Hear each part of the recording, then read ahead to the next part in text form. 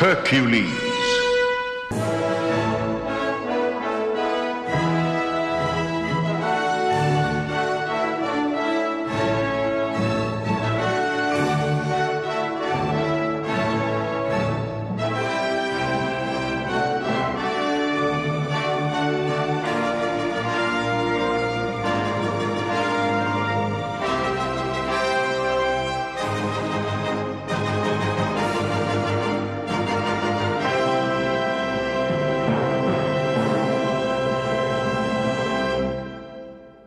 Hercule de Luigi Cozzi.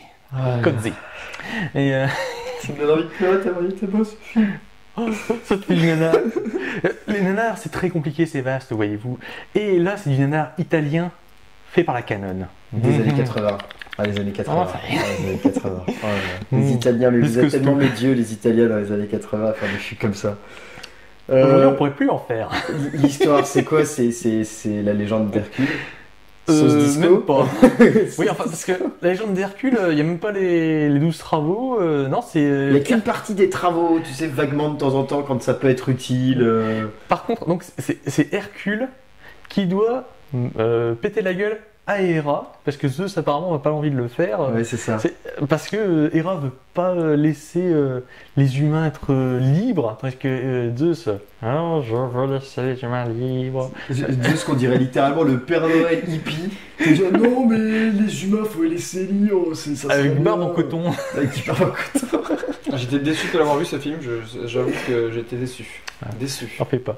Mais T'as pu voir des extraits. J'ai vu du les deux. extraits du 2, donc je pourrais en dire à niveau visuel, je pense. Mais Je sais pas, est-ce que tu veux commencer par un point en particulier qui t'a marqué plus Alors, que l'autre dans ce film? un truc quand même qu'il faut préciser, c'est le film donc, qui est allé de 4h du matin à 6h du matin, donc j'étais quand même un peu...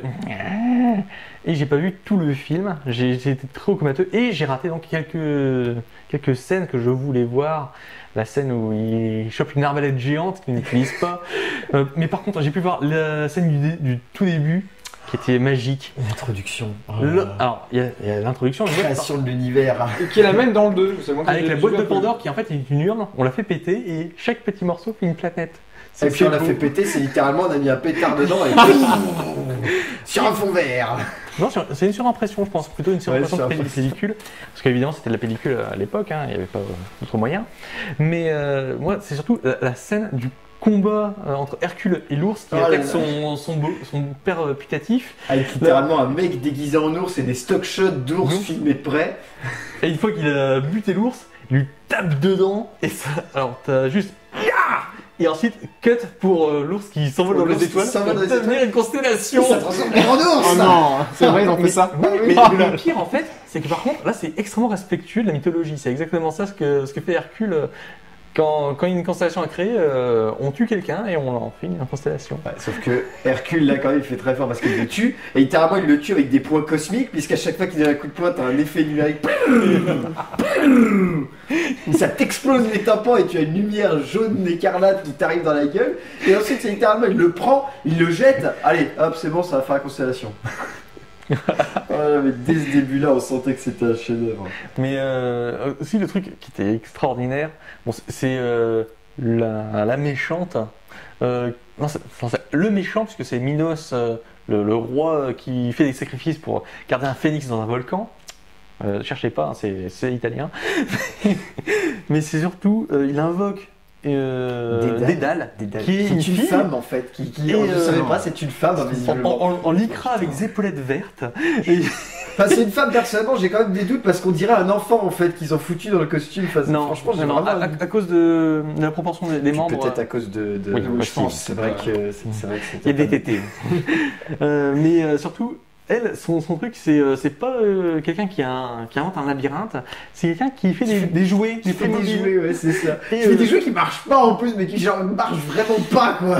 Ils font C'est ça comme qui- cri et qui vous fait grandir un petit peu comme dans Power Rangers. Oui, c'est ça. Ah Ultraman. oui, d'accord, je vois Voilà. le truc. C'était Et ça. ça attaque Hercule. C'est peut-être ça le costume en fait de la fille. C'est peut-être un costume de Power Rangers qu'ils ont foiré. Hein. C'est peut-être ça.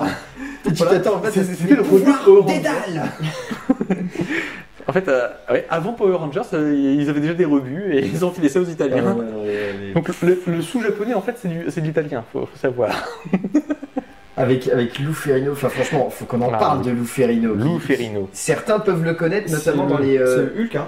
En fait, c'est le Hulk, et c'est aussi pour ceux qui connaissent pas trop ça. Si vous avez vu les vidéos de Mosiner sur Schwarzenegger, c'est le mec qu'on voit tout le temps avec Schwarzenegger, l'espèce de. C'est un grand copain. D'accord, c'est le copain. C'est le mec qui a quasiment son poulain. Ouais, c'est ça. Là-dessus. Et donc, résultat, c'est Lou Ferrigno. Bah, Mais surtout. Mais Lou, mais tu es un dieu à tromper des personnages comme ça.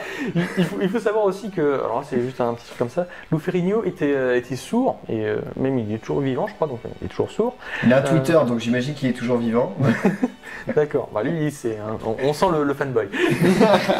Mais aussi, moi ce qui m'a fait marrer, alors je pense que c'est sa vraie voix, parce qu'on l'a vu en anglais ce film-là, à un moment, il gueule un What?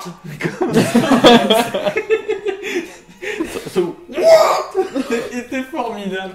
Lou Ferrigno, on t'aime pour ça, on t'aime. Ah, je suis déçu, le moment où il hurle Bordel et qu'il se met à courir en contractant les muscles le plus possible. Il peut courir, d'ailleurs il peut courir parce que c'est. Ouais, il a été casté pour ça, je pense. Ah oui, et pourtant, vu que c'est un culturiste, normalement courir c'est mortel pour lui.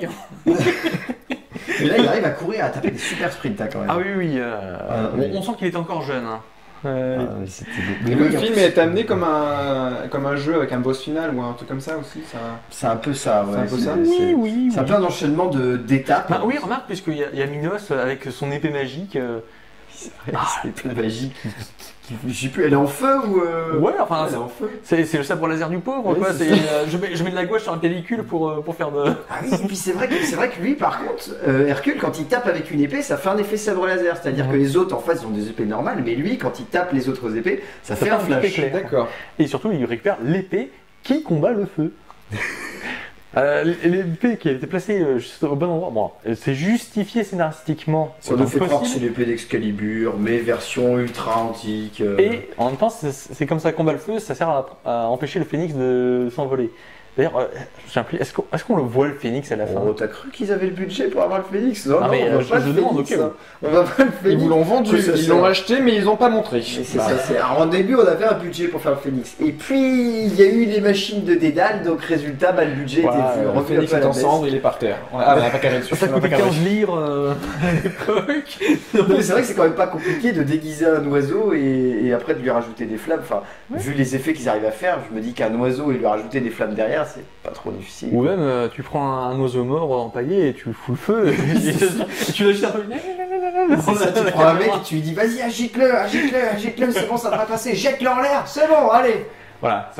Du film suédé avant la lettre. Ouais. C'est formidable. Bon, on fait un tour de table. Votre préféré de la soirée du coup pour moi, c'était Extraterrestrial à cause de son écriture. À cause. à cause de ça, j'ai au moins le mérite de dire à cause, pas de dire grâce à son écriture. Oui, j'ai parfois de l'honnêteté qui me dégouline du chapeau. Moi, je reste sur Cub. Ouais. Je suis un puriste, mais moi j'aime bien quand il y a un film de genre qui tente des choses. Et la Cub, c'était le film que j'avais envie de voir. Et voilà, on va dire que c'était. Mais non, objectivement, c'est Hercule. C'est Hercule, mais direct. C'est coupable, ça. Mais ça, c'est le plaisir coupable. Mais franchement, arriver à 4h du matin et avoir ça, c'était juste le truc qu'il fallait. Et moi, je me suis réveillé d'un seul coup alors que j'avais somnolé sur Zombie Fight Club. Et là, mais j'étais à fond dedans du début à la fin. Donc, non, objectivement, c'est Hercule. Objectivement, c'est Cub. Moi, je vais rester sur Extraterritorial, même si j'ai Cub qui est pas loin derrière. Mais je suis un fan du film de genre extraterrestre en plus. Donc, bon, je pense qu'il y a des choses intéressantes qui ont été creusées. C'est pas réussi, ça marche pas. Mais pour l'intention, je vais voter pour Extraterritorial. Bon, moi, Cub, de toute façon, est en deuxième ligne. Ouais, mais quand même, Cub, c'est un choix. Je pense que c'est le premier pour du coup. Quoi. En fait, même, je veux dire, les deux, Extraterrestrial et Cub, on peut dire quand même que c'est le haut du panier de cette soirée. Parce que bon, Zombie Fight Club, avec sa deuxième partie, baisse tellement le niveau. Et Hercule est un nanar italien des années 80, donc on peut pas le considérer comme un bon film. On est obligé de remarquer quand même que c'est un film dont on rit, mais pas avec lui, on rit de lui. Et peut-être que dans l'ordre, moi je sais pas ce que vous en pensez, mais j'aurais peut-être mis avec du recul Zombie Fight Club en deuxième, histoire de faire une pause et de reprendre avec Extraterrestrial et de remettre la barre un petit peu plus haut. Après je me dis, ça se trouve on aurait moins apprécié Extraterrestrial parce que je l'ai quand même apprécié. On l'aurait peut-être moins apprécié s'il était arrivé en troisième parce qu'on aurait peut-être somnolé dessus. Je pense qu'ils ont fait la sélection dans l'ordre, je pense qu'ils ont fait une sélection choisi pour amener les meilleurs en premier. C'est ça, et puis pour. Je ouais, pense. c'est sûrement ça. C'est Bon, possible. bah merci les gars d'être venus. Bah, merci à toi. Oui, de nous avoir invités. Et puis dans tous les cas, on se retrouvera pour la prochaine nuit fantastique. Je Ouais. ne sais pas quand elle sera. Ah Ou ouais. peut-être pour parler des films d'Absurde Séance. Pourquoi pas. Ah Il y a oui. Winsworld dans pas longtemps, donc Oh oui. pourquoi pas. Bon voilà, et puis bah ouais, on se retrouve rapidement pour d'autres vidéos. On se revoit au cinéma? Ciao.